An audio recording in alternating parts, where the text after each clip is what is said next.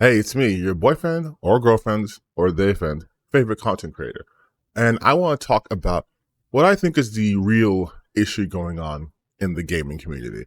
Well, really, not even the community, the gaming industry as a whole. So I'm going to split this into two videos. This video is going to be talking about from the industry side, and then the follow up video will be talking from like the gamer side, the us side. But without further ado, let's just get right into it.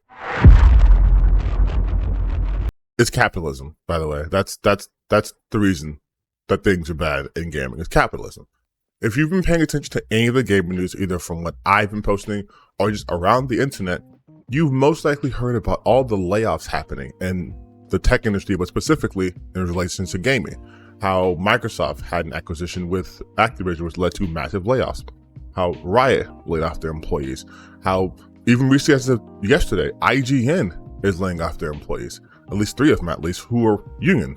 So we'll see how that goes. But we're union over here, by the way. Across the board, there have been massive layoffs happening at these companies. Why? Money.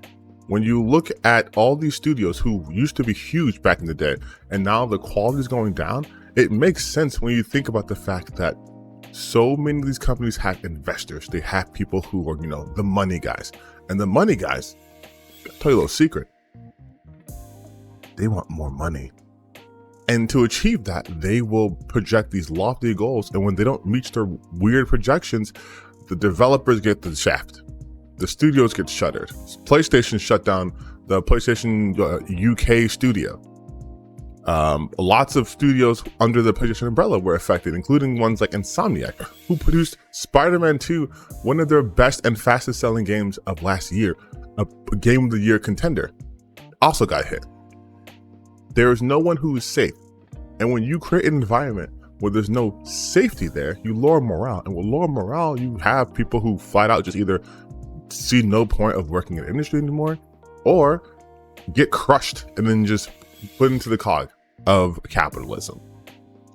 Recently, I discovered that Marathon is an old IP from Bungie, but they were remaking Marathon and it had a really cool visual style from the trailers.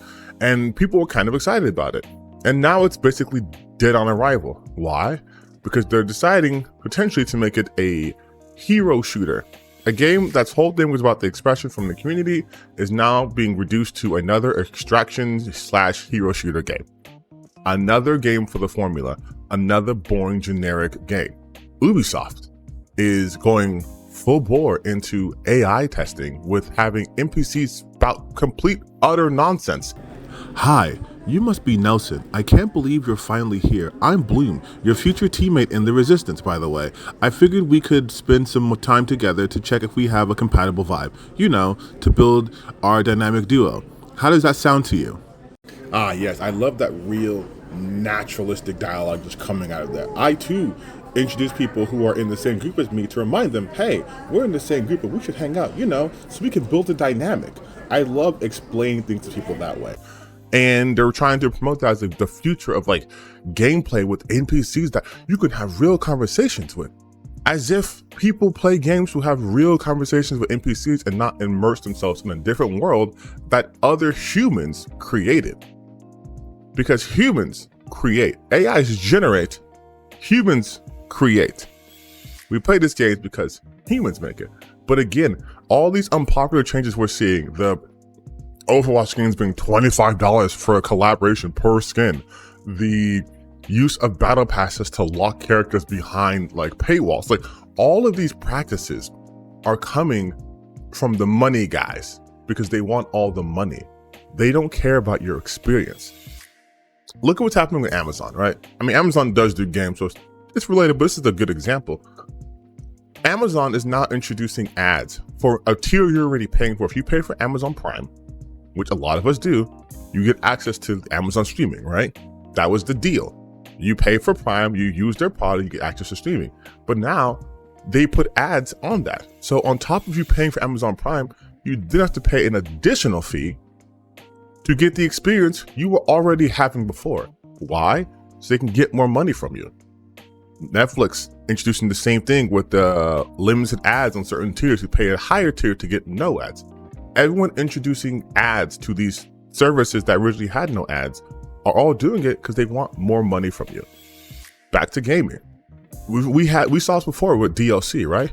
The infamous horse armor, where you are paying for this cosmetic or an aesthetic an obscene price because they want more money. Now we've gotten better with DLC. I would say DLC is fairly standardized across the board, but we still had that issue, and now we're seeing it again in a worse way, because now it's no longer just like, hey, here's the thing you can get if you want it. Now it's essentially, if you want to play this game, you have to do this.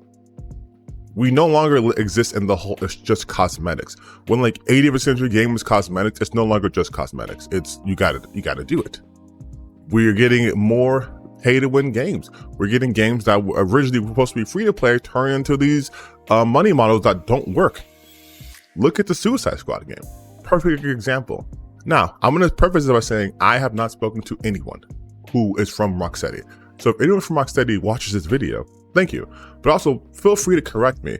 But from my perception, my understanding, again, my own, not me talking to them because I don't have that kind of pull. Based off of the trailers we had seen when they first were revealed into what happened afterwards, it looked very much as it was a game as a live service. And then they saw the live service backlash and then tried to pivot, but games take a long time to make. So if you bake that experience as to the core element of your game and try to switch away from it, you really can't. You can like pare it down, but you can't completely switch gears unless you want to make a completely different game. And I think the Suicide Squad game had the original intention of being a games as a live service. And we saw what happened with that. Games as a live service is another symptom of the greed in gaming industry, where now these games are supposed to make infinite amount of money and last 1,000 billion years. And if they don't make an infinite amount of money, then everyone gets screwed. We are seeing the death of larger creativity in favor of money. We are seeing indie titles, mid-sized titles, sure, getting more love from gamers, but from the industry side, the funding is drying up. The people are having their studios shuttered because other larger publishers are being risk adverse. They don't want to invest in newer IP. They don't want to invest in something that's different. They want to invest in something that's going to get them money immediately. Something with a high ROI. And because of that, we're going to see the loss of a lot of creative. We're seeing the loss of lots of creative people right now. Again, these massive layoffs. And all of this is an issue with the industry. If you have such instability happening behind the scenes, of course the product that we get is going to feel soulless. It's going to feel like a hodgepodge, because it is. It wasn't someone's direct vision. It was, a patched up together thing to make the most money right now. Look at the FIFA games even. Like, my God, the loot box situation, the gambling aspect of games, the things that have been happening in the gaming space for years now are all coming to a head. Because now games no longer even feel like an escape. We hardly get games that are just complete. And when we do, we lose our goddamn minds. Elden Ring came out, we were like, whoa, what the shit? Games can just be done? When God of War, both Ragnarok and God of War 2018 came, we're like, oh my God, a complete single player experience with no DLC, although the Ragnarok DLC is sick and was free. But like with no DLC, you could just play the game. They give you new content right after the fact. Like, you don't have to wait for a patch or an update. It was just there. Why? Because they weren't rushing to meet a deadline. Every other developer pretty much has to rush to meet a deadline. Insomniac. I mean, the fact that you're releasing, and I love Spider-Man, but the fact that you're releasing New Game Plus mode, a mode that's been standard in video games for decades, as like an update months after the game comes out, is weird. It is weird, but that's been the norm. Same thing with these day one patches. Same thing with like all these other updates. Instead of giving them the time and to really craft something special so it has a good initial experience, everything's pushed out so these investors can get these huge returns, so people can get their bonuses and all that stuff. And I'm not saying people don't deserve money, but if you're putting out a product with your name on it and it's shit, and you keep doing that, people are going to stop buying your product, and now these developers are going to be out of a job. Because it's never like these CEOs don't get hit. They're CEOs, they'll be fine. But the people who are, the environmental artists, the people who are creative leads, who are the project managers, all those people there, they're always taking the hit.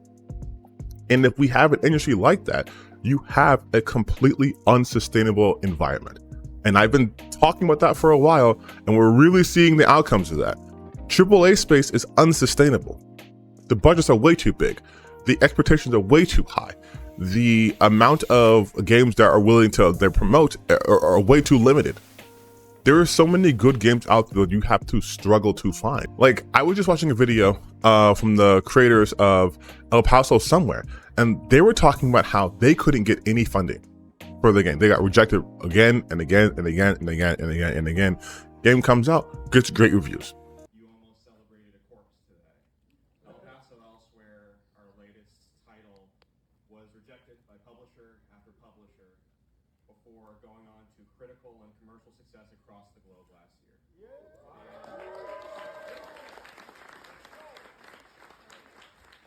It appeared as a nominee for major awards and top game of the year lists next to games whose budgets and marketing spend dwarfed us. And this success didn't come out of nowhere. I've worked on over 90 games in the past 8 years and released 11 through my studio, Strange Scaffold, in the past 5. And for all of that, when we looked for support in 2023, we found precious little. People love the game, right? We have all these games out here that are good and people can play, but they have no exposure. Why? Because the big publishers will not take those games because they want to have another hero shooter. They want to have another Fortnite. Everyone just looks at what made another group money and said, let's do that, but don't understand what went into that. And that's another issue I'm having with the game industry. There seems to be no lessons being learned here. It's the same as the movie industry in that regard. You look at like Deadpool, for example, R-rated comic book movie, did really well. And so what was the takeaway? The takeaway was just make more R-rated comic book movies, right? But that's a bad thing because now you have characters who maybe shouldn't be rated R in a much more grittier universe. Or bigger example, the Christopher Nolan's Dark Knight, that series. Because of that, everyone now wants to have a superhero that's more grounded and more edgy, but it works for Batman because Batman can work in both a more grounded universe and a fantastical universe. Again, this is a guy who goes against like Joe Chills and the Marconi family, but then will also fight a giant crocodile man, a man who is like at sub-zero temperatures and like sometimes a literal fifth dimensional imp, but he can do that. But not everyone can do that. Superman doesn't need to be dark and gritty. Fortnite found success emulating PUBG. Great for Fortnite. But how many live service Fortnite-like Battle Royale games are there right now? And look at how many came out. How many survived? Not many. Mostly the ones who had big publishers behind it survived. Apex has EA behind it, so that's doing fine. You have Call of Duty, which has Call of Duty money, which is like Blizzard Activision. They're doing okay. But the smaller ones, not so great. I don't know if I did a video on this or not, but I might have thought of doing it. But there were so many Battle Royale games that came and went within the same year, right? Because it's oversaturated. But all of these publishers are like, hey, no, we need our own Battle Royale. We need everything Battle Royale. We need to have battle passes. We need to have all this and all that. And then you end up getting these same cookie cutter clones of a clone of a clone of a clone of a clone. And then when we get a new game, we get a breath of fresh air. We love it. And now we're at this point where it's just, hey, all these studios are being affected. People are losing their jobs. And I'm seeing reports of, again, Marathon becoming another hero shooter. And it's like, what lessons are you learning here? Your industry is on fire. And instead of trying to put the fire out, you're just getting more matches. Like, what are you doing? Every day on Twitter, I am seeing people from the game industry talking about, hey, just woke up, found out I lost my job after 10 years, 5 years, 20 years, 15 years. People are losing their jobs left and right. How can an industry sustain itself when some of its best and brightest are either being snuffed before they can actually, create something, or are being let go because they had a merger and decided that their position was redundant? Mergers aren't good, by the way, actually. They're really not, because people lose their jobs and companies make more money, but then they still cut people's jobs. Again, why is Sony firing 900 people? Why is Microsoft getting rid of like 1,200 people? Money. That's it. It's just money. And people might watch this video and go, well, of course it's money. Do you want to make money? I understand that. But to this degree, to the point where companies like Ubisoft, who, let's be real, I could do an entire video on Ubisoft just on its own shit. But companies like Ubisoft are using AI and trying to pitch that as a good thing when it's slop and it gets rid of the humans. But it's probably the perfect distillation of what's happening. These companies don't want humans. They don't want people anymore. They want just entities that exist solely to make them profit. They want to maximize profit to such an insane degree that they will invest in AI, which is way more expensive because you're going to have to then, have someone check the AI's work to make sure these syntheses make sense. Otherwise, you end up with that awful fucking dialogue from that AI demo they put out. And then you're going to have someone like, still screenwrite. You can't have AI just generate random stuff. Someone has to make it make sense. That's all the story. You could just have people do that. People have been playing video games and making video games for decades. We have mastered this art, okay? There's no reason to have AI here. There's also no reason to treat these people as just commodities and not like integral to the part of the success of the industry. If it wasn't for the people in the industry, again, the artists, the writers, the actual creators, the people who do the programming, even like the people who do the marketing. If it wasn't for these people, the industry would not be where it is today. And instead of respecting that and make sure they feel safe and welcome in this environment, so they can continue to make better and better products, you guys are shitting on them from within the own industry, let alone what's happening outside the industry, which again, we'll get into in the follow-up video. But within the industry itself, people are being treated like shit, like garbage. How do you expect to have a growth when you are cutting people off at the knees? How do you expect for the industry to survive if you guys are funneling to just like one type of game? Why does every game need to be a $70, $200, $300, $400 million production? Going back to the movies real quick, Dune 2, I think they said it was like the budget was like $150 million. That movie is fantastic. It looks fantastic. It looks amazing. It sounds great. It's a fantastic film. There are films that cost twice as much to look like dog shit. There are video games that are ballooning in budget. And hell, I just saw an actual report that the Monopoly Go game, the mobile game, had a budget in excess of $400 million. For what? Why are these budgets ballooning this much? You guys think if you put all this money inside of it, you're going to get all that money and then some back? That's not the case. You need to focus on making good games. And the best way to make good games is to create an environment where the people who make the games can feel safe and focus on just making the games and not worrying about, in another couple months finding a different job. Because a lot of people too get recruited and they have to uproot their lives and move to a different town or maybe state or even a country on occasion to work on a game, thinking they have a stability in this environment, and then it's like, actually, there you go. And there's no protections. That does not make a healthy industry. We're looking what's happening with the acting industry, right? With the SAG-AFTRA, with all those strikes because of AI. That put a halt on the productions. They're still having that issue in video games for voice actors, which is a whole other video I can get into, I'm not going to do. But all of this to say is, the game industry has so many issues within itself that have nothing to do with DEI or ESG or any of that shit, and everything to do with the massive corporate greed going on that is going to ruin the games industry. And we are already feeling the effects of that. Every time there's like a day one patch, every time you hear stories of crunch, when you hear about like lines of dialogue that are done by AI to save time, all those things, when the product feels rushed and inferior as you as a consumer receives, that is because of capitalism and greed. That is the outcome of that, because they want to get the product just out so they can make all the money. They have to make their target, right? They have to get up by the holiday season. They have to get up by Q2, whatever, right? And you suffer, not them. They got the money. You get a far inferior product. And maybe sure, if they continue to support it, it'll get better and better and better and better and better.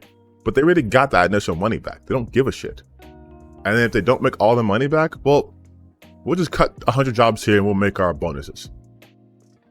That's not sustainable. Okay, yeah, that was more of like a serious video than I normally do.